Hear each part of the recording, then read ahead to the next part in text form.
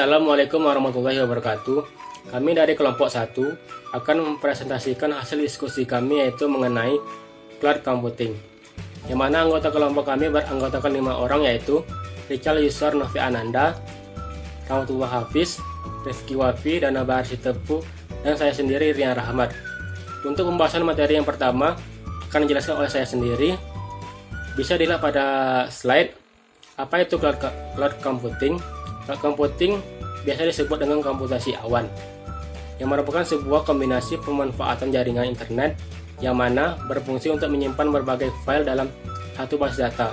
Pada teknologi ini, data disimpan di server tertentu. Begitu pula dengan software atau aplikasi lainnya, sehingga memungkinkan satu komputer server untuk membagikannya dengan komputer lainnya yang terhubung. Komputer pengguna menjadi lebih efisien. Secara umum, cloud computing atau komputasi awan didefinisikan sebagai sebuah mekanisme di mana sekumpulan IT, research, saling terhubung dan nyaris tanpa batas, baik dari infrastruktur maupun aplikasi, dimiliki dan dikelola sepenuhnya oleh pihak ketiga, sehingga memungkinkan customer untuk menggunakan resource tersebut secara on demand melalui network, baik yang sifatnya jaringan privat maupun public. Selanjutnya itu bentuk sistem dari cloud computing. Bentuk sistem dari cloud computing terdapat beberapa, yaitu mobile application, database, storage, server, private cloud, public cloud, dan hybrid cloud. Selanjutnya itu sejarah cloud computing. Sejarah cloud computing dimulai pada tahun 1960-an. John McCart, seorang pakar komputer dari MIT, meramalkan bahwa suatu hari nanti komputerisasi akan menjadi infrastruktur publik lainnya seperti berlangganan listrik ataupun telepon. Kemudian pada akhir tahun 1990-an lahir konsep ASP atau disebut dengan Application Service Provider, yang ditandai munculnya perusahaan pengolah data center. Selanjutnya pada tahun 1995, Larry Ellison, pendiri Oracle, melahirkan wacana network computing pasca penetrasi Microsoft Windows 95 yang merajai pasar software dunia pada saat itu. Ide itu menyebutkan bahwa PC tidak perlu dibenamkan software yang membuat berat kinerja, dan cukup diganti sebuah terminal utama berupa server. Pada awal tahun 2000-an, Mark Benioff, ex-vice president Oracle, melansir aplikasi CRM berbentuk software as a service bernama Salesforce.com sebagai penanda lahirnya cloud computing. Pada tahun 2005, situs online shopping Amazon.com meluncurkan Amazon EC2 atau disebut Elastic Compute Cloud, diikuti dengan Google App Engine, dan IBM yang melansir Blue Cloud Initiative. Untuk pembahasan materi selanjutnya akan dijelaskan oleh Rahmatullah Hafiz. Baiklah, saya akan membahas materi selanjutnya mengenai tentang cara kerja dari sistem cloud computing. Berdasarkan definisi yang telah disampaikan oleh Bang Rian sebelumnya, maka dapat kita simpulkan bahwasanya sistem cloud computing bekerja secara online dan terus-menerus tanpa henti melalui jaringan internet. Semua aktivitas akan berpusat di komputer server, dan setiap jenis data akan langsung disimpan dan bisa dipakai kapanpun. Cara kerja selanjutnya ialah memungkinkan user menjalankan suatu aplikasi, dan setiap hal dijalankan pada aplikasi tersebut akan kembali tersimpan pada komputer server. End user dan komputer server yang disimpan oleh switch maupun router untuk mengextend jaringan yang ada, sehingga bisa melihat atau menjalankan kembali aplikasi tersebut dimanapun dan kapanpun. Dampak bagi perusahaan jikalau ada cloud computing ini: yang pertama, perusahaan tak perlu lagi memiliki atau menjadikan infrastruktur karena sudah ada perusahaan yang menyediakan atau penampung di cloud alias internet. Kemudian, perusahaan tak perlu lagi mengalokasikan anggaran untuk pembelian dan perawatan infrastruktur seperti hardware dan software. Kemudian, perusahaan pun tak perlu merekrut tenaga pakar dan tenaga pengontrol infrastruktur. Ada beberapa konsep dalam cloud computing. Yang pertama yaitu Infrastructure as a Service atau IaaS. Layanan ini menyediakan infrastruktur IT untuk para pengguna akhir, yang mana dalam layanan tersebut berbasis data cloud. Infrastruktur yang disediakan bisa bersifat hardware seperti memori, hard disk, atau jenis server tertentu. Contoh penyedia layanan IaaS ini adalah seperti Rackspace Cloud, Amazon EC2, dan lain sebagainya. Kemudian ada Platform as a Service atau PaaS. Layanan PaaS ini berfungsi untuk menyewakan tempat kepada para pengguna aplikasi untuk menjalankan aplikasi tersebut. Pengguna atau penyewaan operating system dan infrastruktur pendukungnya. Contohnya adalah seperti penyediaan database, frameworkfast.com, layanan vendor server, dan lain-lain. Yang ketiga ada Software as a Service atau SaaS. Jenis layanan yang satu ini menyediakan aplikasi yang siap dipakai yang ditujukan untuk end user atau pengguna terakhir, sehingga user tidak perlu lagi membuat aplikasi baru. Contohnya adalah Gmail, Facebook, Google Apps, dan lain sebagainya. Ada beberapa karakteristik dalam cloud computing. Yang pertama adalah on-demand self-service. Merupakan sebuah layanan cloud computing harus dapat dimanfaatkan oleh pengguna melalui mekanisme swalayan dan langsung bersedia pada saat dibutuhkan. Yang kedua itu ada Broad Network Access. Merupakan sebuah layanan cloud computing harus dapat diakses dari mana saja, kapan saja, dengan alat apapun. Yang ketiga itu ada Resource Pooling, yaitu merupakan sebuah layanan cloud computing harus tersedia secara terpusat dan dapat membagi sumber daya secara efisien. Karena cloud computing digunakan bersama-sama oleh berbagai pelanggan, penyedia layanan harus dapat membagi beban secara efisien sehingga sistem dapat dimanfaatkan secara maksimal. Kemudian ada Rapid Elasticity. Merupakan sebuah layanan cloud computing harus dapat menarik atau menurunkan kapasitas sesuai kebutuhan. Dan yang terakhir ada Measured Service. Merupakan sebuah layanan cloud computing harus disediakan secara terukur karena nantinya digunakan untuk proses pembayaran. Harap diingat bahwa layanan cloud computing dibayar sesuai penggunaan sehingga harus terukur dengan baik. Oke, di sini saya akan menjelaskan tentang komponen cloud computing. Ada beberapa macam komponen cloud computing. Yang pertama, Cloud Skyline adalah seperangkat komputer atau software yang didesain secara khusus penggunaan layanannya berbasis cloud computing. Contohnya ada di mobile, Windows Mobile, Symbian, dan lain-lain. Habis itu ada Think Client, Windows Terminal Service, Cherrypal, dan sebagainya. Selanjutnya ada Think Client, yaitu adalah Internet Explorer, Firefox, Chrome, dan sebagainya. Selanjutnya ada Cloud Service, itu adalah produk layanan atau solusi yang digunakan secara real-time melalui media internet. Contohnya identitas itu seperti OpenID, OAuth, dan sebagainya. Integration, contohnya Amazon Simple Query Service, Payments, pembayaran itu basis pembayaran, contohnya Google Checkout dan PayPal. Dan selanjutnya ada Mapping, itu contohnya Google Maps, Yahoo Maps, dan yang terbaru adalah Waze. Selanjutnya ada Cloud Application. Cloud Application itu adalah memanfaatkan cloud computing di dalam hal arsitektur software, sehingga user tidak perlu menginstal dan menjalankan aplikasi di komputernya. Contohnya adalah peer-to-peer seperti BitTorrent, SETI, dan sebagainya. Web application seperti Facebook dan SAS, itu Google Maps, Salesforce.com, dan sebagainya. Selanjutnya ada Cloud Platform.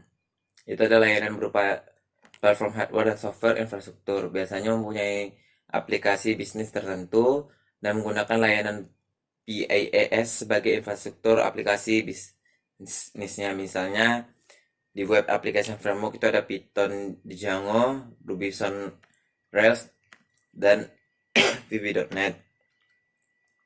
Selanjutnya ada web hosting. Dan terakhir ada Properly, itu contohnya Force.com. Next itu ada Cloud Store, itu adalah proses penyimpanan data sebagai sebuah layanan. Contohnya itu ada database, ada Google Bigtable, Amazon SimpleDB, dan ada Network Attached Storage, contohnya Nirvana Cloud NAS, Mobile Me IDX. Ini contohnya setelah saya lagi adalah Dropbox. Pokoknya seperti penyimpanan gitu seperti Google Drive. Soalnya ada cloud infrastruktur. Itu cloud infrastruktur itu maksudnya infrastruktur komputasi sebagai sebuah layanan. Contohnya Grid Computing itu ada SunGrid, full virtualization itu ada GoGrid, SkyTab, Compute itu ada Amazon Elastic Computer Cloud. Nah, terakhir yang akan saya jelaskan adalah tipe-tipe cloud computing. Terdapat dua macam tipe-tipe cloud computing. Yang satu adalah private cloud. Private cloud di sini adalah infrastruktur layanan cloud yang dapat digunakan oleh sebuah enterprise atau perusahaan tertentu. Pelanggannya biasanya perusahaan dengan skala besar. Infrastruktur dapat dikelola oleh perusahaan itu sendiri ataupun oleh pihak ketiga, dan lokasi bisa on-site atau off-site. Yang kedua adalah public cloud. Public cloud ini layanan yang dibuat untuk masyarakat umum dengan cara pay as you go, di mana pelanggan, baik itu merupakan pelanggan individu maupun perusahaan, mengakses layanan yang disediakan oleh penyedia pihak ketiga melalui internet, di mana sumber daya komputasi seperti aplikasi, sistem penyimpanan, dan jaringan yang diakses dengan banyak pelanggan yang berbeda. Oke, sekian yang dapat saya jelaskan. Saya kembalikan ke moderator. Baiklah, saya akan melanjutkan presentasi dari teman saya tadi, Dana. Untuk materi selanjutnya itu adalah aspek keamanan dan privasi. Karena cloud ini berhubungan dengan penyimpanan, maka di sana pasti terdapat data-data penting yang tersimpan. Oleh karena itu perlu kita amati aspek keamanan dari sebuah provider cloud. Adapun aspek keamanannya, yang pertama itu manajemen risiko dan ketatan. Organisasi yang mulai mengadopsi cloud tetap harus bertanggung jawab untuk aspek manajemen keamanan risiko dan ketatan. Ini membutuhkan tim internal yang kuat dan transparansi proses dari penyedia jasa cloud. Jadi untuk risiko di sini sendiri itu ada tanggung jawab dari pemilik cloud dan juga user dari cloud itu sendiri. Selanjutnya, manajemen akses dan identitas. Identitas bisa didapat melalui beberapa penyedia jasa awan atau cloud dan harus bersifat interoperable antara organisasi yang berbeda, penyedia cloud yang berbeda, dan berlandaskan proses yang kuat. Selanjutnya, integritas layanan. Layanan berbasis cloud harus dibangun dengan landasan keamanan yang kuat. Dan proses-proses operasionalnya juga harus diintegrasikan dengan manajemen keamanan di organisasi tersebut. Penyedia layanan cloud harus mengikuti proses yang bisa dibuktikan terdefinisi dan jelas dalam mengintegritaskan keamanan dan privasi ke dalam layanan, mulai dari titik paling awal dan di setiap titik dalam siklus sampai paling penghabisan. Selain itu, manajemen keamanan dan auditing harus selaras antara penyedia cloud dan pelanggan. Jadi aspek integritas ini sangat diperlukan sekali. Jika pada sebuah penyedia layanan cloud integritasnya buruk, untuk bisa tidak digunakan layanannya. Tapi kalau pada lainnya itu bersifat baik, integritasnya baik, maka itu sangat disarankan untuk digunakan cloud tersebut. Selanjutnya, integritas klien. Layanan cloud yang digunakan di sisi klien harus memperhatikan aspek keamanan, ketatan, dan integritas di sisi klien. Integritas klien bisa ditingkatkan dengan menggunakan panduan praktek terbaik. Selanjutnya, proteksi informasi. Layanan cloud membutuhkan proses yang andal untuk melindungi informasi sebelum, selama, dan setelah transaksi. Memanfaatkan klasifikasi data untuk meningkatkan kontrol terhadap data yang siap dilepas ke cloud. Tadi telah kita bahas aspek keamanan, sekarang kita akan membahas keuntungan dari cloud computing. Yang pertama, cloud membantu konsumen menggunakan aplikasi komputer. Karena provider cloud ini tidak perlu diinstal atau kita buat tambahan server, tidak perlu melakukan instalisasi, dan kita cuman terhubung ke internet saja. Terus keuntungan yang lain, teknologi ini memungkinkan efisiensi lebih. Nah, kenapa dikatakan memungkinkan efisiensi lebih? Karena cloud ini bisa menyimpan data secara tak terbatas. Berbeda dengan penyimpanan yang ada di internal laptop yang cuman paling hanya bisa mencapai kurang dari 1 tera atau 1 tera. Sementara pada cloud bisa lebih dari itu, sehingga akan membuat penyimpanan lebih efisien dan juga tidak akan memberatkan kinerja dari PC kita sendiri. Nah, itu yang disebut tadi memusatkan penyimpanan dan juga memusatkan memori. Terus juga memusatkan pemrosesan. Terus dengan cloud ini juga akan menyebabkan green energy. Kenapa green energy? Karena cloud ini adalah penyimpanan secara virtual. Nah, kalau tidak ada penyimpanan secara virtual, tentu kita terus menggunakan penyimpanan secara hardware. Nah, komponen hardware inilah yang mungkin jika terlalu banyak digunakan akan menyebabkan kerusakan lingkungan. Jadi dengan adanya cloud mengurangi kegantungan kita terhadap hardware penyimpanan, sehingga hal tersebut bisa kita tekan dan akhirnya akan menimbulkan green energy. Selanjutnya kita masuk ke kendala dari cloud computing. Pertama, service level. Pertama, terbatasnya bandwidth terutama di Indonesia. Ya, karena penyedia jasa layanan cloud ini kebanyakan berasal dari Eropa atau Amerika, sehingga untuk membuat bandwidth yang besar ke Indonesia masih agak susah.